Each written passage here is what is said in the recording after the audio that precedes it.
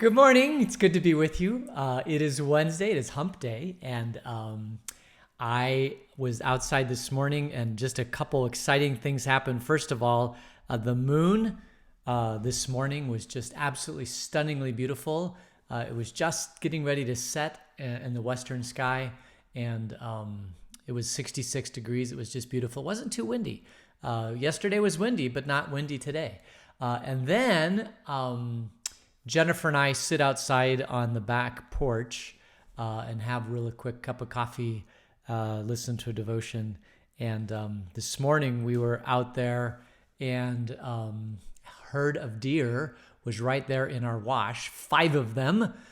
So we didn't listen to our devotion. We sat there and watched the deer, 5 deer doing just wandering around, looking at our wash, basically being beautiful and fun.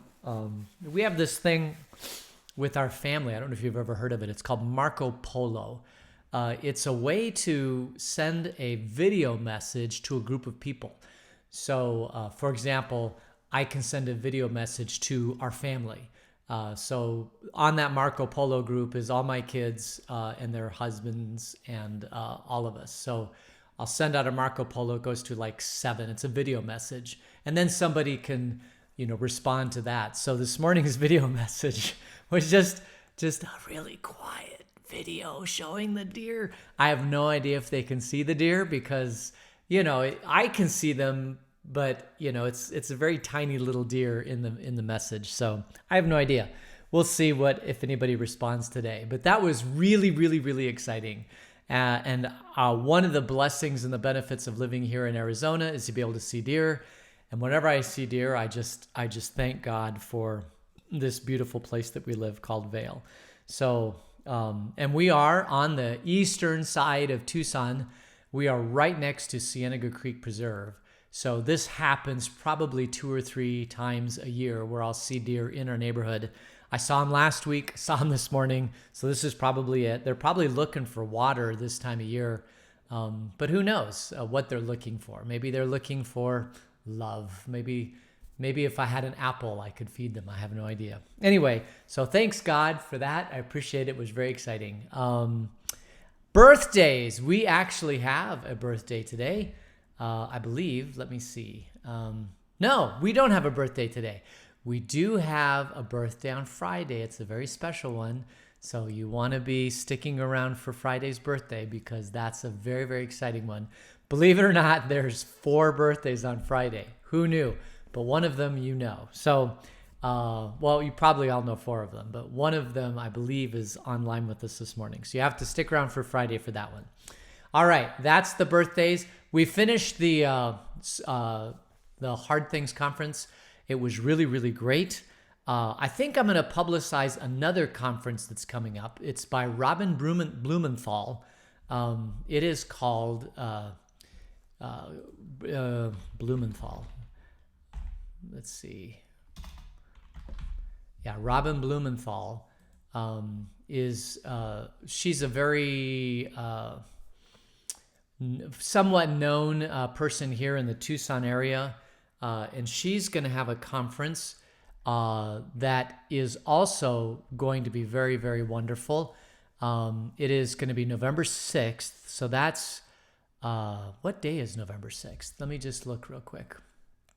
November 6th is Tuesday of next week. So Tuesday of next week from 8:30 a.m. to 4:30 p.m. Is a virtual conference. And I believe it's on trauma-informed care. So I think I need to look at this some more. But I'll mention this on Monday of next week. And that is a long conference. Maybe there's a way to break it apart into different things. Trauma-informed care is the new kind of buzzword for understanding a lot of the emotional damage that we carry with us in our life are because we experienced trauma as a child. And not everyone experiences trauma as a child, but everyone at some point in their life does experience trauma, and it does shape kind of who we are. And there's a whole new theory on trauma-informed care, and Reuben Blumenthal is the person in the Tucson area or is she in Phoenix? I think she's in the Tucson area. And she is I believe she's either married to a pastor or she is a pastor herself, or maybe she's the daughter of a pastor. But somehow she is involved in the ministerial world, and she's trying to inform and empower pastors to understand trauma-informed care better so that they can be better pastors to people around them. So I'll find out more about this conference. I just found out about it, and I wanted to mention it because I think it's going to be a really, really good conference. Although all day Tuesday is a long time for a lot of people. So I personally can't be involved all day Tuesday, but maybe I can pick up bits and pieces or whatever.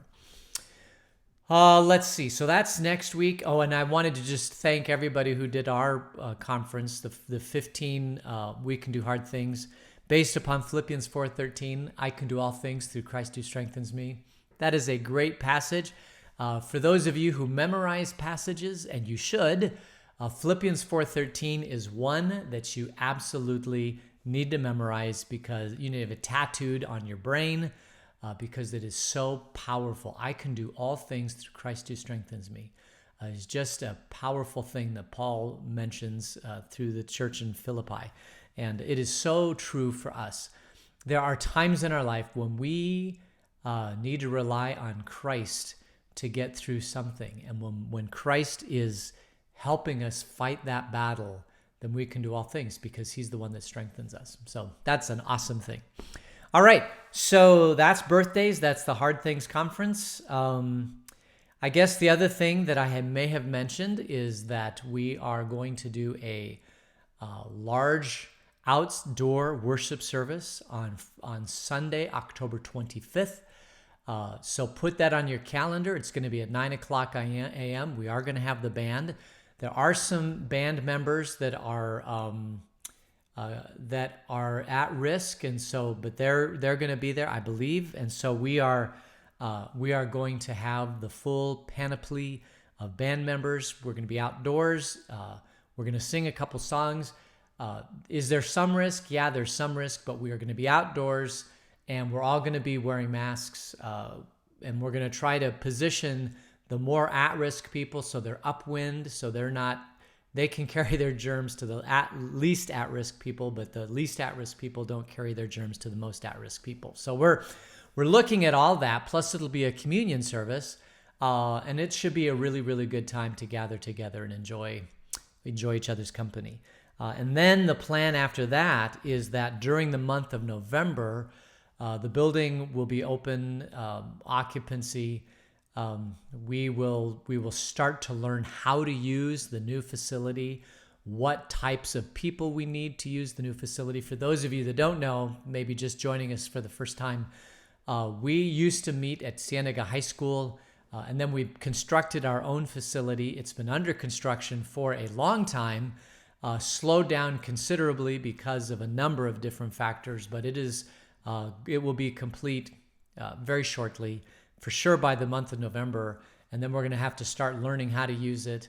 And so to do that, we're going to have 2 worship services on a Sunday morning, very close proximity to each other. We're looking at an 8:30 and a 9:30 with maybe a 30-minute worship and then a 30-minute just to what people really need more than worship, although people need worship, there's no question about it, but what they really need right now is fellowship with other Christians. So we're going to try to provide ample opportunity for fellowship with other Christians. So it'll be a shorter worship service and just a lot more time to say hi to everybody and have fellowship. And then we're still going to continue the online stuff, probably forever, to promote and to bring good teaching and online stuff that we can do. And we're going to learn how to do all that. So we're learning how to perfect the worship service in our new sanctuary.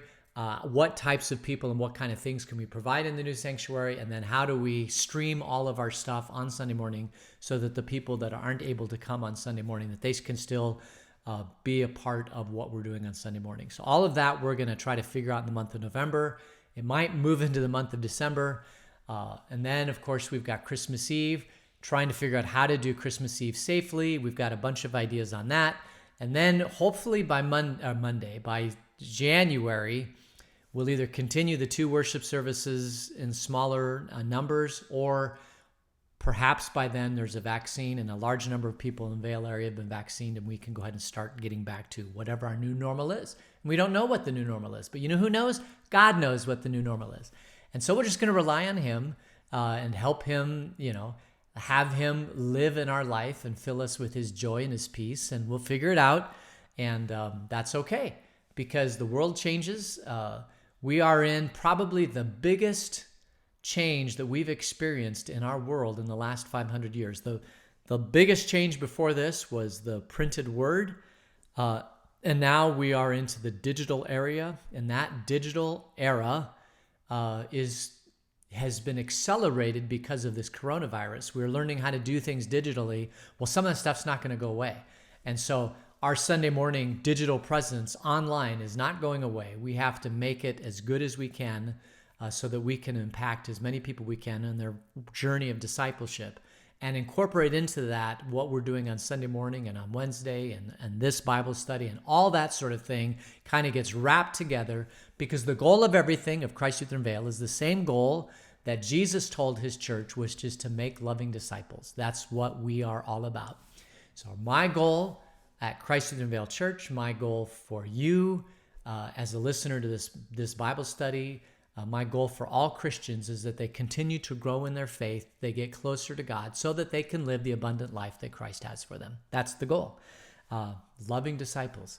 So, and so everything we do, Sunday morning is wrapped around that goal. Our digital presence, our online presence is wrapped around that goal. The school is wrapped around that goal. Everything that we do in our new facility is wrapped around that goal. The staff is all focused keenly on that goal. Everything is about you growing in your faith. And we want to continue that for as long as God gives us our breath to be able to do that.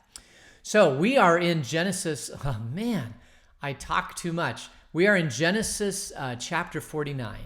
And in Genesis chapter 49, Jacob is very, very ill. He's close to death. And now he is going to bless his sons. He has 12 sons. And each of these 12 sons are going to receive a blessing. And if you'll remember, Jacob received a blessing from his father Isaac. The blessing was supposed to go to his brother Esau. But instead, Jacob tricked his father, got the blessing instead. And so this blessing that Jacob had meant for Esau actually went to, the blessing that Isaac meant for Esau actually went to Jacob. And it was a beautiful blessing. Oh my goodness, it was filled with joy and love and future forward looking. May the heavens open up for you. May it be wonderful. And since he took that blessing, then it came to time for the blessing for Esau. And Esau's blessing really wasn't a blessing at all. It was more like, you're going to be cursed. I mean, it was really kind of a sad thing. So I think Jacob remembers this. I mean, he remembers his blessing. He remembers the blessing for Esau. And I think for Jacob then, this blessing is more of an opportunity to be open and honest and truthful and speak the truth to his sons. That's really what it appears to me when I look at this blessing of his sons. It's really speaking the truth. And you've heard people talk about deathbed confessions where maybe they speak the truth on their deathbed. I don't know what I'm going to do for my children when it comes my time to pass on. I would love to give them each a blessing that is uniquely for them. And maybe, I've got another 10, 15, 20, 30, I don't know how many years I've got to work on this blessing. So it's not happening right away. But I really would like to give some thought to what that blessing should be and speak the truth. Speak about what I enjoy about each of my kids, what I see in each of my kids, what I pray God does in them in the future. And we've talked about this before, but what I really want to do for my grandchildren, every time they come over to visit, when they go to leave me, I'd love to place my hands on their heads and give them a blessing before they leave. That's what John Maxwell's grandfather. John Maxwell is a Christian author, also he's a pastor, and his grandfather would do that every time he'd go to see his grandfather. His grandfather would bless him as he left. And I really want to do that when my grandchildren are old enough to understand that. And my Youngest just turned 3 years old in September. About a week ago, she turned 3, and I think she's just getting, my oldest grandchild's just getting to that point. So we'll see how that goes when I go visit them at Thanksgiving time. But this is the blessing of Jacob to his 12 sons. And so let's just go and see where this goes, because as I said, I think Jacob is just speaking the truth. I think he's forward-looking, he's backward-looking, he's just piercing dark and deep into each of his sons, and he's speaking the truth. So let's see what happens. So we're going to start in chapter 49, verses 1, where Jacob calls for his sons, and he says, "Gather around so I can tell you what will happen to you in the days to come." So this isn't just a blessing. It's also, I guess you want to even call it a prophecy of what he sees is going to happen. And that God has given prophecies. He's sent angels. He's given dreams. He's communicated people to people directly in the book of Genesis. I think this is the first time that we actually see a human giving a prophecy of what's going to happen. Although Joseph interpreted a dream, but that's still a prophecy from God. It was just an interpretation. But this is like the first human prophecy of his sons, or of somebody in the Old Testament. So this is Jacob kind of telling what's going to happen in the future. Let's see what happens. Verse 2, "Assemble and listen, sons of Jacob. Listen to your father Israel. Reuben, you are my firstborn, my might, the first sign of my strength, excelling in honor, excelling in power. Turbulent as the waters, you will no longer excel, for you went up onto your father's bed, onto my couch, and defiled it." So I don't know if you remember this, but this actually happened when, let's see, Simeon made love to, I think, his father-in-law's, what was this? Let's see. I actually have it here. I guess I could look at it. His immorality was with his father's concubine Bilhah, the mother of his brothers of Dan and Naphtali, and recorded in Genesis 35. So Reuben defiled his father's concubine Bilhah. And so that wasn't supposed to happen.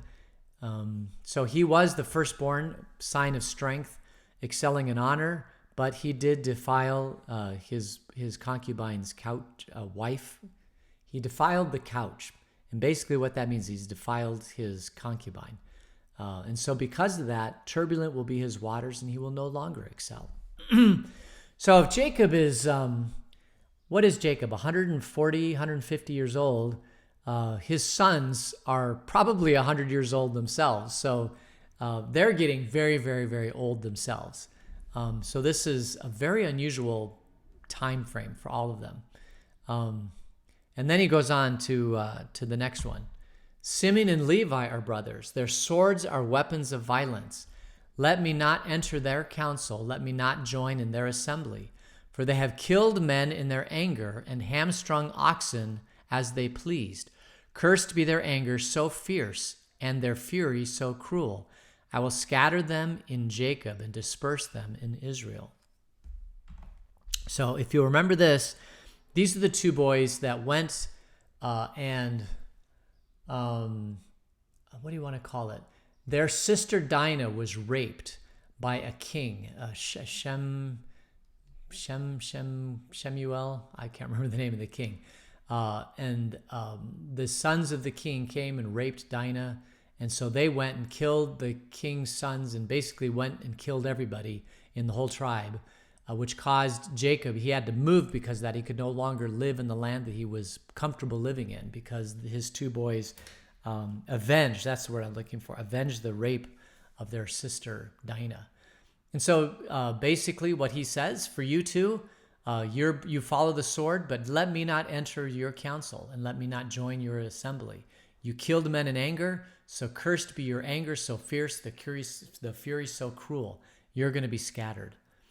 So it's interesting that this tribe is so large now. Jacob has 12 sons. They're all assembled, but they live in the land of Goshen right now, which is in Egypt.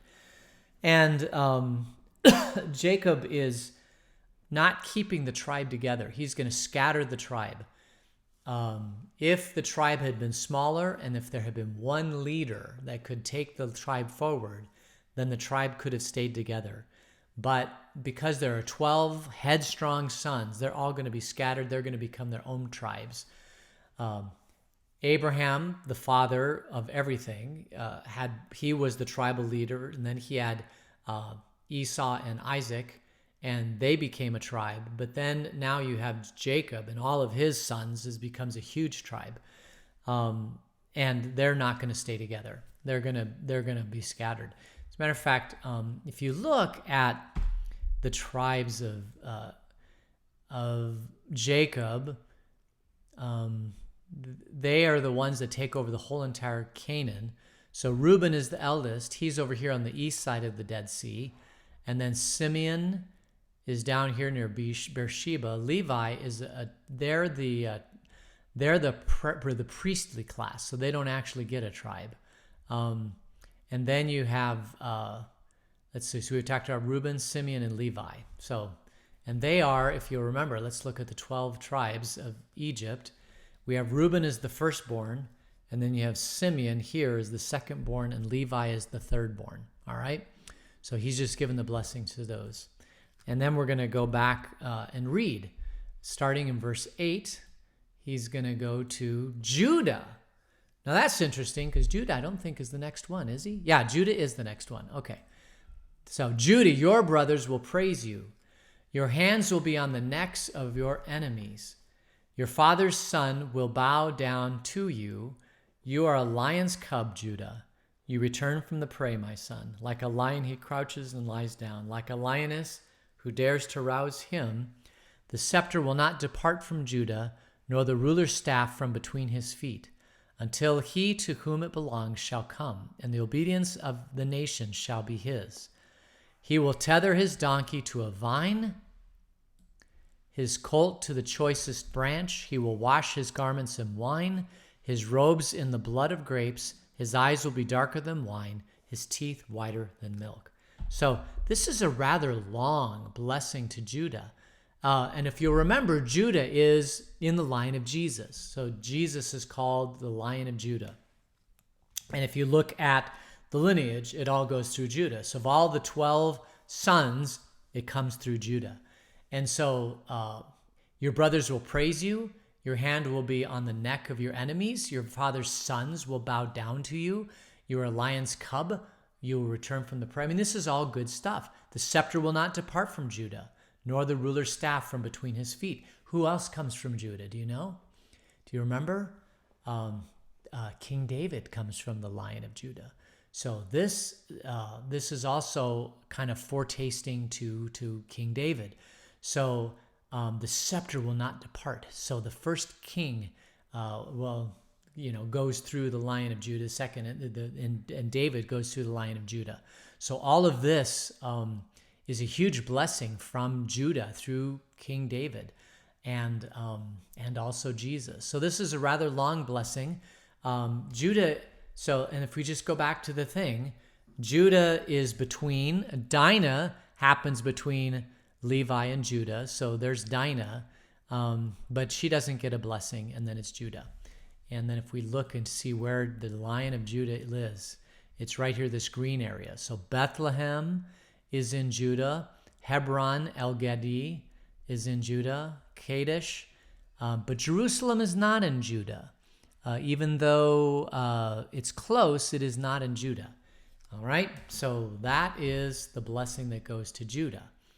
He will tether his donkey to a vine. He will wash his garments in wine, his robes. His eyes will be darker than wine, his teeth whiter than milk. So Judah is going to have white teeth. Interesting. Kind of a nice blessing. You're going to have white teeth. All right, thanks, Dad. Oh, my goodness. Then we go to Zebulun. Zebulun will live by the seashore and become a haven for ships. His border will extend towards Sidon. Now, Sidon is on the coast. Let's see where Sidon is. Where's coast to Sidon? Sidon is way up here. Yeah, it's in the coast. See that right there? Tyre and Sidon. These are But that's Asher. What the heck? Let's go back. Zebulun will live by the seashore and become a haven for ships. His border will extend towards Sidon. So it's not in Sidon, but it's towards Sidon. So who are we on again? We're on Zebulun. All right, Zebulun, right here. This little tribe here is Zebulun. That's his area. And he's not on the coast, and he's not even near Tyre and Sidon. Well, he's closer to Tyre and Sidon, but his area is right there. The purple area, that's Zebulun. And Zebulun, now, Zebulun is child number 10 from Leah. So he skips to Zebulun. Maybe he was the next tallest in line. I don't know. And then we go to Issachar. Issachar is a raw-boned donkey lying down among the sheep pens. When he sees how good is his resting place and how pleasant is his land, he will bend his shoulder to the burden and submit to forced labor. So that's Issachar. Now Issachar, let's see if we can find Issachar here. Issachar is the number 9th child from Leah, the oldest sister. So Zebulun and Issachar are brothers, and they're all from Leah, but they're later, after Jacob kind of births all these other ones. And then Issachar is here. So Issachar has Jezreel and Endor. So Zebulun and Issachar, who are brothers, they're like kind of brothers. They get this area, and they're north of Manasseh, which Ephraim and Manasseh, if you remember, are sons of Joseph. All right, and they are brothers here. So Reuben and Simeon are the two firstborns. Then you have Levi and Judah. And then you have Issachar and Zebulun. I mean, you can see how those all go together, and how these go together, and how these go together, and how these go together. All right, so let's go back and see. We are now in verse 16 with Dan. Dan will provide justice for his people as one of the tribes of Israel. Dan will be a snake by the roadside, a viper along the path that bites the horse's heels so that its rider tumbles backward. I look for your deliverance, Lord. Interesting. So that's Dan. And Dan, let's see if we find that Dan is right here. This is the tribe of Dan, is right here. So he includes Japhra, and he comes down and goes towards Jerusalem, but he's not in Jerusalem. And if you'll see, Dan is then the son of Bilhah. He's the 5th born, and his brother is Naphtali. So you've got Dan and Naphtali. They're the sons of Bilhah, Rachel's servants. So he loved Rachel. That was his love of his life. And so Rachel wanted to have children with Jacob, but she couldn't. And so she tells Jacob to have intimate relations with her servant Bilhah, and then he ends up with Dan and Naphtali. So that's Dan. Doesn't go to Naphtali at this point. Now we go to Gad. Now Gad, if you'll remember, is down here. The servant of is the child of Zilpah, of Leah's servants. So you have Gad and Asher. Let's see what happens here. So Gad will be attacked by a band of raiders, but he will attack them at their heels. Asher's food will be rich. He will provide delicacies fit for a king. So that's Gad and Asher. Of course, they're brothers. So he puts them together. And then he goes back to Naphtali. Naphtali is a doe set free that bears beautiful fawns. Interesting. So that's Naphtali, who's Dan's brother. And Naphtali, so Asher and Gad. There's Gad up here to the east side. That's Rabbah. So we have Asher, Naphtali, Gad, Asher, and Naphtali. We have Gad, Asher, and Naphtali. We have Gad over here. Asher is up here. Now that's where Tyre and Sidon is. That's a huge area.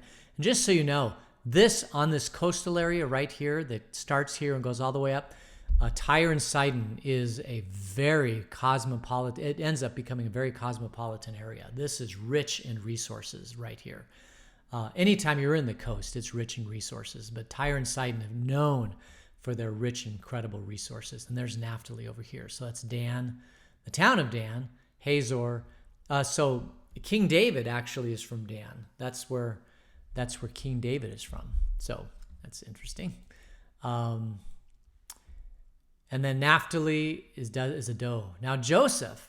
Now let's see what happens to Joseph. Now he's one of the tribes. He doesn't get land. His land gets split between Manasseh and Ephraim. So that when you think of Joseph, that's all this area here is all there. So Zaphon, Sukkot, Megiddo. You've heard of Armageddon. That's the town of Megiddo is right there. Bel-Ai, Shiloh, all this whole area, which is rich area. That's probably the richest area next to maybe Jerusalem itself. Goes to Manasseh and Ephraim, is to Joseph. And if you remember, Joseph is the son, the beloved son of Rachel. Jacob waited long time to get Joseph as a son. So let's see what he gives to Joseph. Joseph is a fruitful vine near a spring, whose branches climb over a wall. With bitterness, archers attacked him. They shot at him with hostility, but his bow remained steady.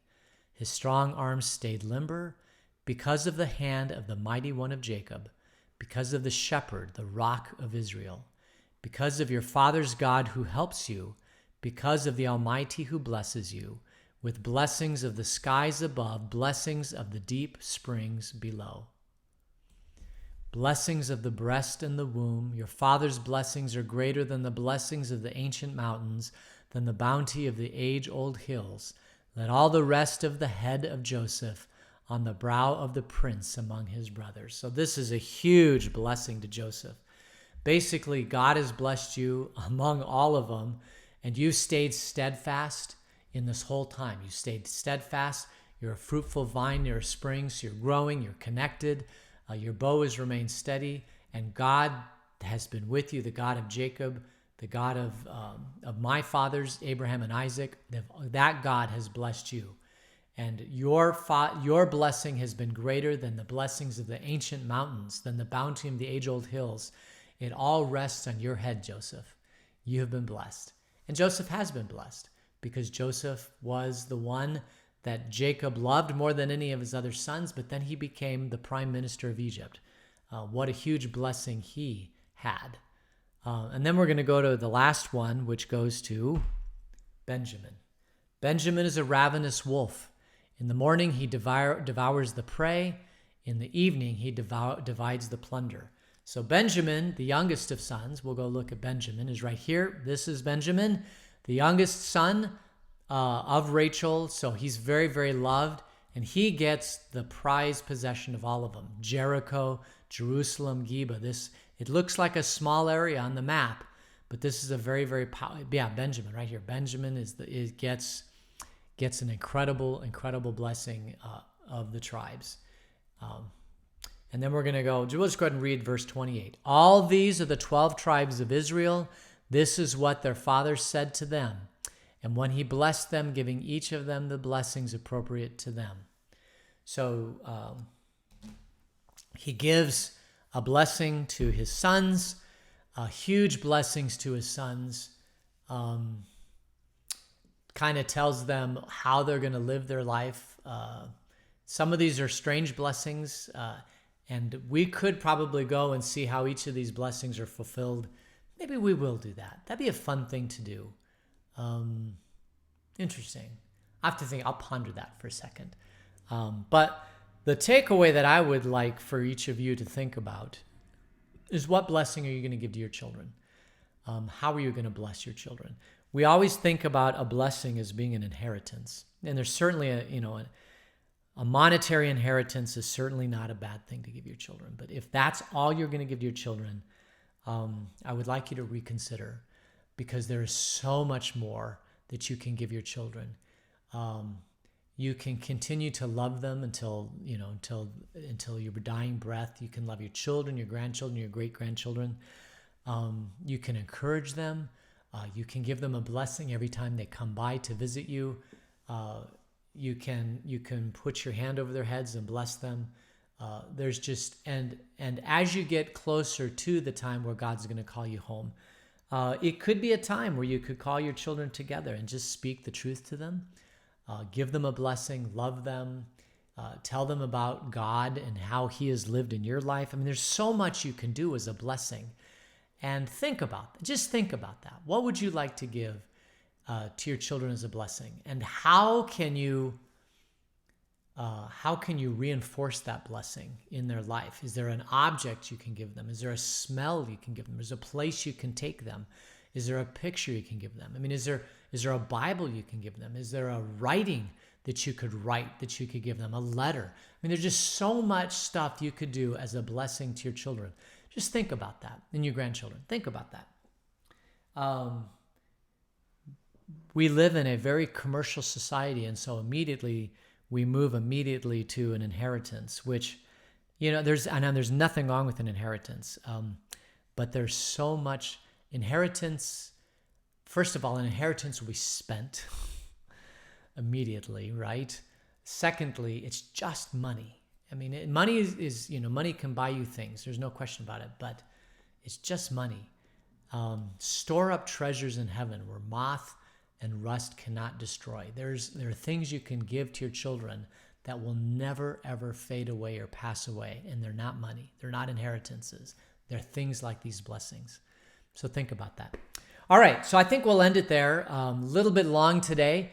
I really, really enjoyed spending this time together with you, and I just get so much out of this. So, and today was a great day because I saw those deer. So I'm really excited about that. So I pray that God blesses you somehow on this day, and that he fills you with his love and his joy and his peace. Let's just pray. Dear God, thanks for this day. Thanks for those deer, God. That was such a blessing to me to see. Thank you for everybody listening to this study. Bless them and fill them for the rest of the day. Until we meet again, keep us in your grace. In Jesus' name, amen. All right, so that takes us to the end of verse 28. We'll start with the death of Jacob tomorrow. Thanks for joining me, and we'll see you tomorrow. Take care. God's blessings. Bye.